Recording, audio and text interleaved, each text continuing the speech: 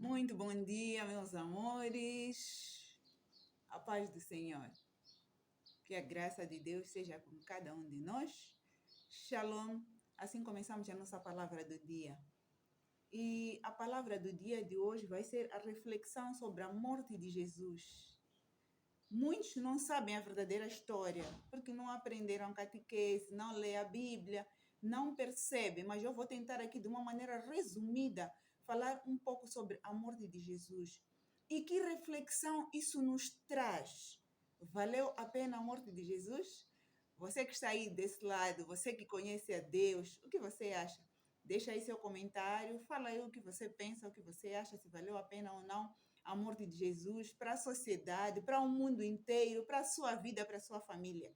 Porque, afinal de contas, quem está em Cristo de verdade morre na carne para viver espiritualmente em Cristo Jesus. Esse sim beneficia-se daquilo que é realmente, daquilo que foi a morte e ressurreição de Cristo. Meus amores, eu vou ler aqui alguns versículos do capítulo João. E assim diz em 1. Pilatos, pois, tomou então a Jesus e o açoitou. Açoitar é bater. E os soldados, tecendo uma coroa de espinhos, lhe puseram sobre a cabeça e lhe vestiram uma veste de púrpura. Nós muitas das vezes costumamos ver imagens tentando imitar aquilo que Jesus passou. Jesus amarrado na cruz, Jesus enrolado com espinhos e tudo mais. Então, são essas reflexões ou esses pequenos detalhes que, de alguma maneira, as pessoas tentam transmitir para que todos percebam o que aconteceu realmente com Jesus, que ele foi muito, muito castigado. E é isso que nós temos que procurar perceber, os porquês desse castigo todo. E, escutando aqui a palavra, nós poderemos perceber. Em 3 assim diz, e diziam, salve rei dos judeus, e davam-lhe bofetadas, porque consideravam Jesus rei dos judeus. Davam-lhe bofetadas e Jesus não reagia.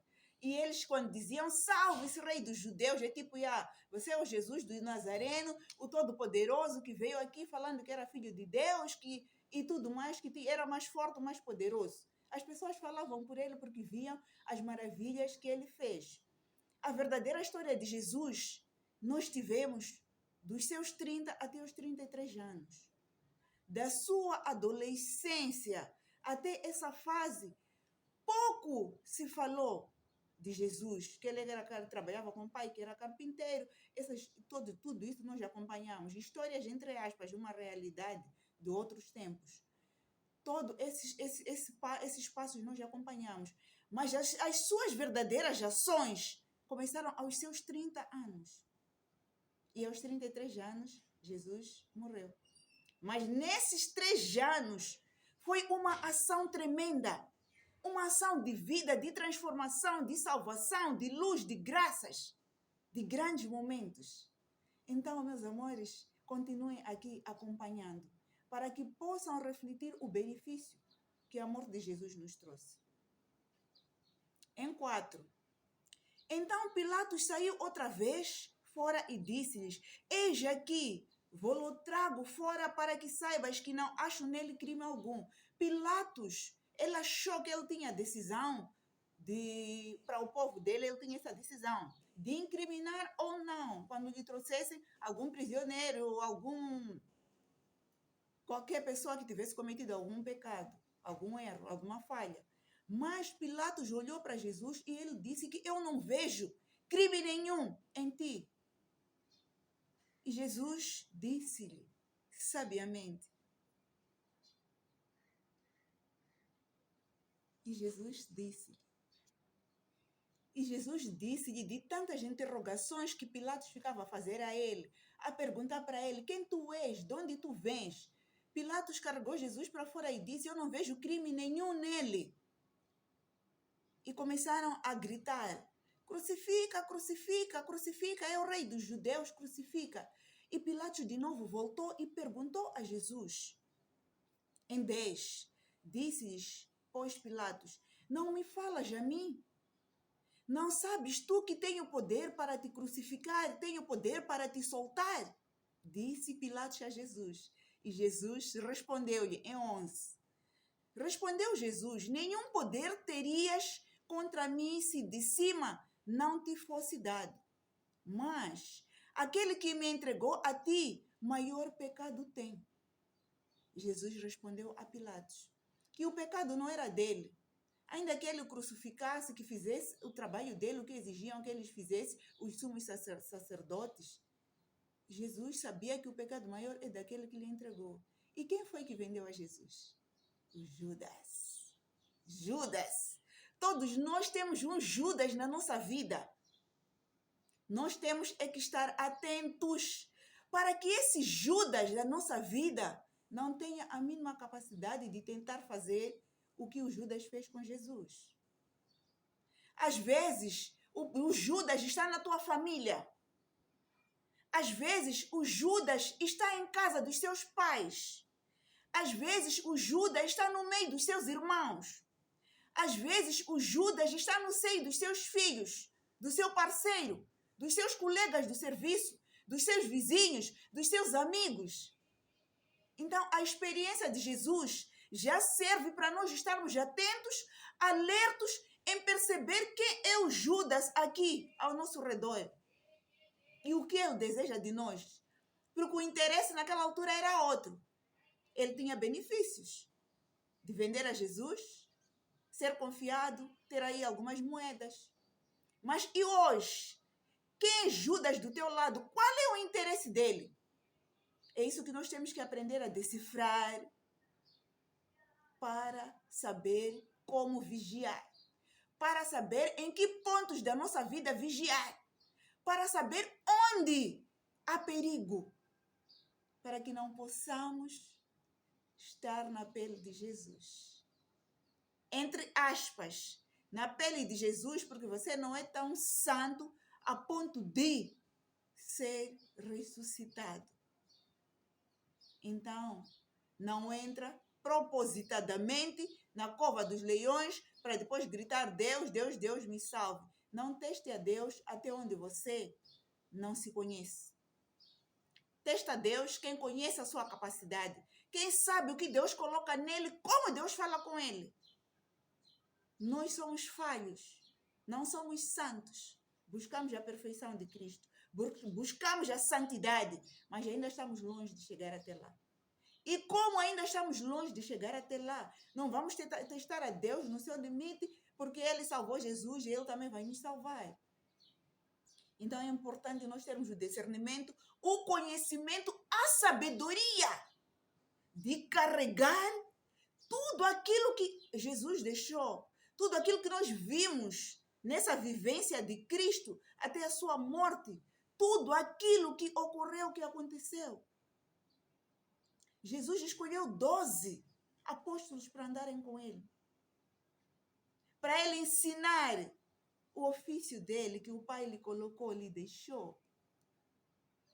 Porque ele sabia, na verdade, que o momento dele era curto.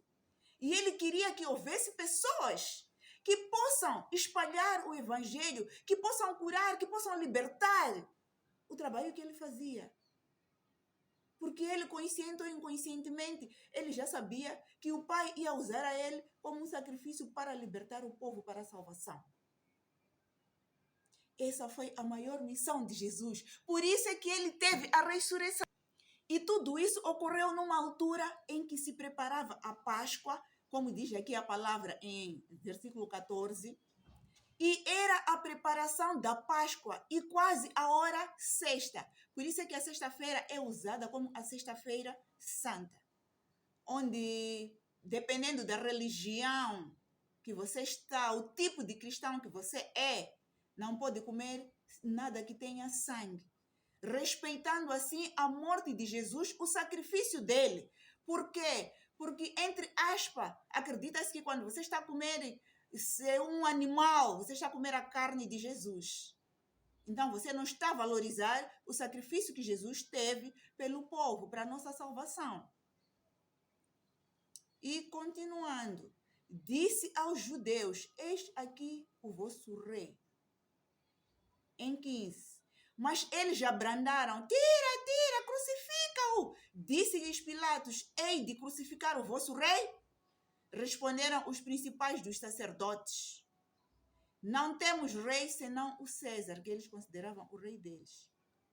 Para quem já leu a Bíblia, sabe que César era um rei, entre aspas, um mau rei. E em 16, então entregou-lhe para que fosse crucificado e tomaram a Jesus e o levaram. Temos aqui um subtítulo, antes do versículo 17, a crucificação. E levando ele às costas, a sua cruz saiu para o lugar chamado Calvário, que em hebraico se chama Golgota, onde o crucificaram e com ele outros dois, um de cada lado e Jesus no meio. E Pilatos escreveu também um título e pô-lo em cima da cruz, e nele estava escrito: Nazareno, rei dos judeus. É assim que Jesus era considerado. E muitos dos judeus leram este título porque o lugar onde Jesus estava crucificado era próximo da cidade e estava escrito em hebraico, grego e latim, para que todos que passassem por aí pudessem perceber o que aí estava escrito. Diziam, pois, os principais sacerdotes dos judeus a Pilatos: não escrevas rei dos judeus, mas que ele disse: sou rei dos judeus. Engraçado, né? Até os próprios judeus nessa hora já fugiam do tipo: não, ele não é nosso rei, ele disse que era o nosso rei. E não pediam aos Pilatos que ele escrevesse assim, que ele disse. São aquelas palavras ditas que muitas das vezes, quando as pessoas querem fazer uma determinada fofoca, vai lá e disse: fulano disse que. É isso que eles queriam que Jesus escrevesse. E não que nós, como judeus, estamos a dizer que Jesus era o nosso rei. Porque já estavam a fugir, porque estavam a pensar que Jesus não era nada, que se foi morto não poderia nada, não tinha nenhum poder, não tinha nada, então já estavam a se esconder. É isso que acontece em muitas casas. O primeiro ministério, que é uma família, há muitos segredos. Segredos que levam a família à crucificação. O crucificar uma família. Você pode estar vivo na carne, mas o teu espírito está morto. É uma crucificação, é a pior crucificação. Você fica amarrado debaixo das trevas, debaixo das águas dos rios escuros, que você só vive, mas a tua vida já é inválida, porque foi vendida a sua vida aos demônios, aos fariseus, que te amarraram numa cela escura, que daí você não sai. Tudo você faz para transformar a sua vida, para melhorar a sua vida, o seu emprego, a sua família, e nada sucede, porque você está amarrado. E continuando, Pilatos respondeu: o que escrevi, escrevi. Tendo, pois, os soldados crucificado a Jesus, tomaram as suas vestes e fizeram 4 partes para cada soldado, uma parte, e também a túnica.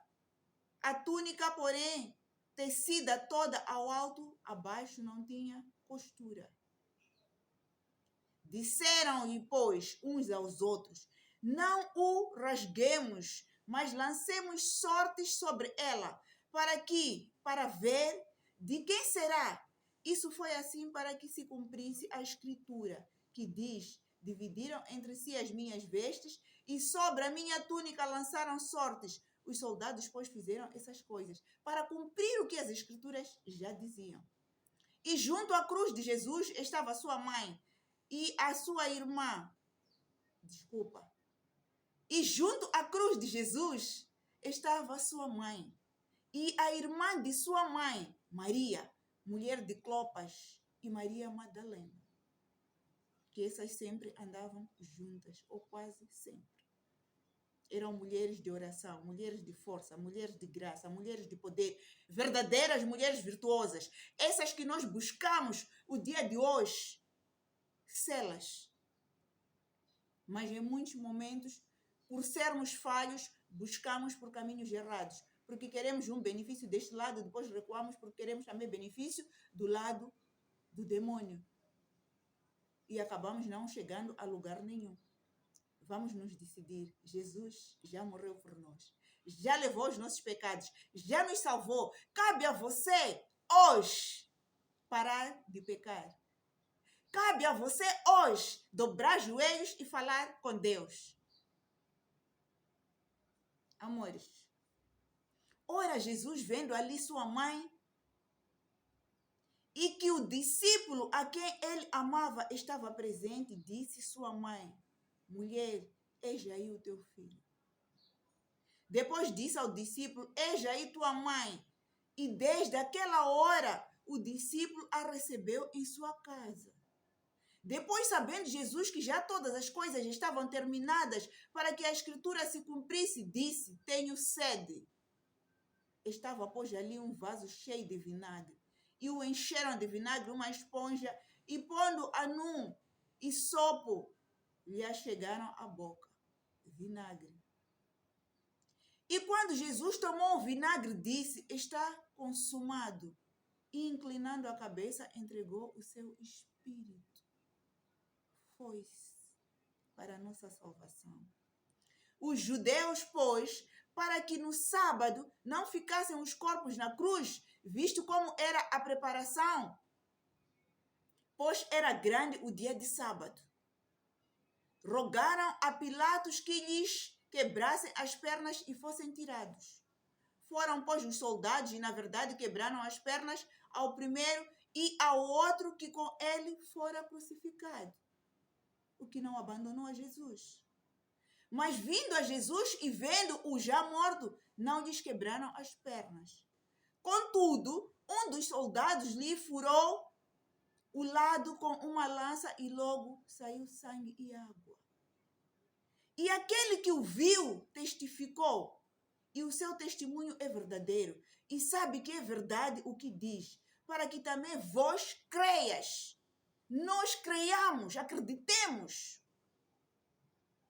Porque isso aconteceu para que se cumprisse as escrituras, que diz: nenhum dos seus ossos será quebrado.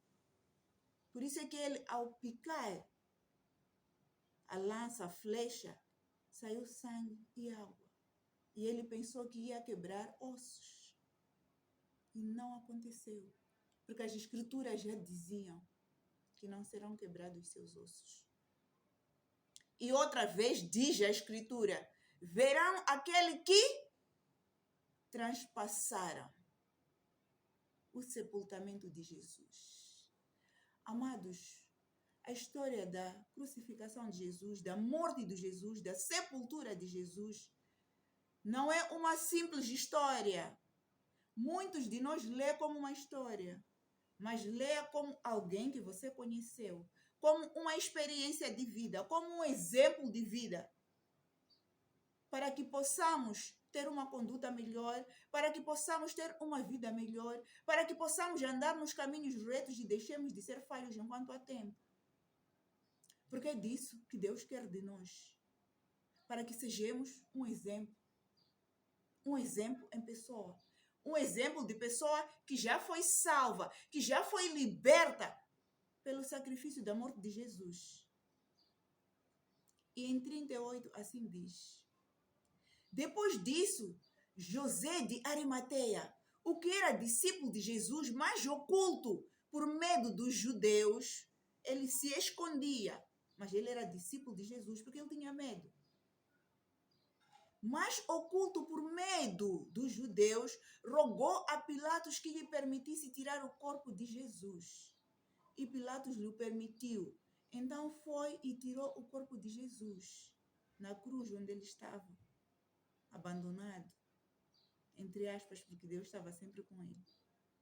E foi também Nicodemos, aquele que anteriormente se dirigia de noite a Jesus, levando quase 100 libras de um composto de mira e aloés. Tomaram, pois, o corpo de Jesus e o envolveram em lençóis com as especiarias, como os judeus costumam fazer na preparação para o sepulcro, para o enterro. Como era preparado no povo dos judeus, é assim que o Nicodemos e o José de Arimateia fizeram com Jesus. havia um horto naquele lugar onde fora crucificado. E no horto, um sepulcro novo, em que ainda ninguém havia sido posto lá. Uma campa nova. Ali, pois, por causa da preparação dos judeus e por estar perto aquele sepulcro, puseram Jesus. Quando tu tens fiéis de verdade, tu nunca serás abandonado no deserto. Mas para que tenha fiéis, você tem que ser fiel a Deus. Ele é o único que sempre vai colocar pessoas no teu caminho, que vai colocar anjos da guarda no teu caminho, que vai colocar a proteção para que você nunca se sinta abandonado. Porque o abandono cria feridas, cria dor, cria mágoa. Jesus não se sentiu abandonado. Ele sabia que tinha pessoas que ele confiava, que ele podia confiar independentemente da situação. Ele só estava aí para cumprir a escritura, o que já estava escrito, que Jesus ia morrer para salvar o povo. E que Jesus ia ser crucificado, ia ser maltratado, ia ser castigado, ia ser açoitado. E nós passamos por isso. Nós levamos muitas porradas na vida, até que amadurecemos. Por isso é que se diz: se pela dor não chegas a Deus, pela dor chegarás a Deus. Pela dor. Significa que a dor já vai ser tanta, já vai ser tão intensa, que você já há de ir a correr onde está esse Deus que uns dizem que salva, que cura, que liberta, porque você já não se aguenta de tanta dor. Mas, meu irmão, eu quero dizer a ti, eu sou uma testemunha de muitas dores, que Deus ainda está me capacitando para eu começar a trazer os meus testemunhos de vida, porque são testemunhos que vão chocar a quem está do lado de fora, mas que eu já estou liberta deles. E Deus está a trabalhar em mim, está a trabalhar no meu coração, na minha mente, para que eu consiga trazer os meus testemunhos de vida. Testemunhos reais. Testemunhos dentro da família, com amizades, com colegas, na saúde, na família, dentro da minha própria casa. As coisas que aconteceram, os testes aos quais nós passamos, porque Deus nos chamava e nós ignorávamos a presença dele. Tivemos tantas e tantas dores e nós ignorávamos ainda assim. Corríamos para os curandeiros, para as casas escuras, para os feiticeiros, para pedir ajuda. Não tínhamos a noção que existia um Deus poderosíssimo, que tudo aquilo que nós buscamos anos em anos nos curandeiros, Deus nos deu em alguns dias. A paz, o livramento, a graça. E, meus amores, Deus, através dos meus testemunhos, vai tocar vossos corações. Eu tenho a certeza disso, porque Deus está me preparando para trazer testemunhos que não fala só na carne, testemunho que fala no espírito, testemunho que abre a boca, os olhos espirituais e faz você perceber que nós vivemos em dois mundos em simultâneo, a carne e o espírito. E se você é fraco, você vive mais na carne, porque não quer orar, não quer jejuar. Mas se você tem algum tipo de sabedoria divina, você vai viver mais no espírito. Você não vai se importar em ir às festas, você não vai se importar em comer, porque você vai saber, eu tenho uma decisão. Que Deus é que coloca essa decisão dentro de nós, essa determinação. Que eu preciso me livrar desse mal. E só poderei me livrar através do jejum, da oração. E eu vou me sacrificar, sim, em prol da minha família, do bem-estar da minha casa. E, meus amores, o sacrifício de Jesus pelo povo foi esse. Nós temos como reflexão de toda essa palavra que Jesus já nos salvou. Nós somos um povo salvo. Nós nascemos inocentes, começamos a adquirir os pecados aqui na terra, dentro da casa dos nossos pais, nas nossas casas, na rua, no trabalho, nas amizades. Nós começamos a adquirir os pecados. Só nos lembramos disso quando nós voltamos a ter a consciência de que nós precisamos de um Deus. Que é esse Deus que nós começamos a buscar, a orar, e Ele começa a nos falar. que você pecou lá no passado, isso. Peça perdão, que serás livre desse pecado. A Bíblia já diz com muita clareza: conhecerás a verdade e a verdade vos libertará. Já falou tudo a Bíblia. Enquanto você esconde um segredo, uma verdade, você nunca vai estar liberto. Você tem que falar para que você esteja liberto daquele mal. Para que ele também não se esconda dentro de si e haja nas sombras escuras da noite. Você não precisa falar para pessoas. Não. Dobra seu joelho e fale com Deus. Senhor, eu me recordei que quando eu era criança, lá atrás, eu devia ter por aí meus 8, 9 anos. Um dia meu pai me deu uns 10 meticais para eu ir comprar isso. E eu comprei doces de não sei o que e voltei para casa, falei que eu perdi o dinheiro. É pecado, não é? Cometeste 2 pecados. O pecado da mentira, o pecado de passar a fazer tua família passar a fome, se calhar naquele dia ficou sem um pequeno almoço. Cometeste 2 grandes pecados. A mentira é o filho do diabo. Comece a praticar a verdade. Ainda que doa, melhor uma verdade bem falada do que 1000 mentiras que vão prejudicar um processo da sua vida inteira. Eu vejo que algumas pessoas se espantam quando eu falo de certas verdades, de coisas tradicionais que aconteceram. Se eu digo lá no passado, quando eu vivia aquela situação, meus pais levaram-me sim para o curandeiro para que eu fosse tratada, porque é aquela cultura que eles tinham, é aquilo que eles aprenderam. Não sabiam que existe um Deus que cura, um Deus que liberta, um Deus que sara feridas. E eles acharam que era o caminho correto, porque viam que eu estava efêmera, que eu não estava bem. E aos curandeiros e uns diziam: não, tem espírito de curandeirice essa menina, tem que ser curandeira. Não, é espírito do xará dela, que era a curandeira, que quer isso mais aquilo, que tem que fazer com femba para ela sair, para ela falar, que tem que fazer um monte de coisas obscuras, feias. E lá no passado, na inocência, tanto dos meus pais como a minha, na imaturidade, aceitamos entrar por aqueles caminhos. Sem saber, ou mal sabíamos nós, que só estávamos a buscar mais diabo para as nossas vidas. Porque ir ao curandeiro é ir carregar demônios para a tua casa. Tem curandeiros que vão olhar para ti e vão ver que você tem um brilho, uma unção, que ele vai desejar aquilo para ele e vai te tirar com os feitiços dele. Tem curandeiros que vão olhar que essa pessoa é muito abençoada, é uma pessoa que vai produzir muito dinheiro, vai ser alguém na vida. Ele te tira, como chamam, te tira a sorte.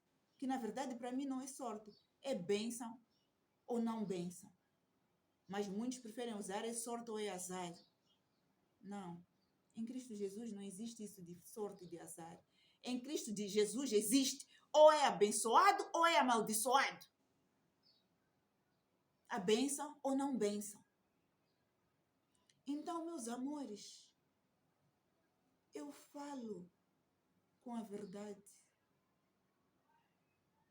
Não estou aqui para trazer pessoas para o meu lado. Não. Eu estou aqui para abrir os teus olhos. Porque eu passei por essas coisas. Eu vivi essas situações todas. Não estou a trazer aqui testemunhos de experiência dos outros. É da minha própria vida. Nos meus 42 anos, eu já vivi coisas de 90 ou 100 anos. Pelas experiências macabras que eu tive. Que a minha família teve. Pelas enfermidades que ocorreram. Pelos assaltos. Pelas calúnias. Pelas maldicências. Tudo isso requer um sacrifício para que você possa estar liberto. Requer uma morte. Morrer na carne para ressuscitar no espírito. Meus amores, palavra essa que nós vamos ver na ressurreição de Cristo Jesus. Como é bom, como é maravilhoso conhecer um pouco da vida de Jesus, para que possamos imitar os seus passos, seguir os seus passos e chegar até Ele. Mas eu quero deixar claro, você foi salvo através do sacrifício da morte de Jesus. Então, faça tudo para permanecer salvo.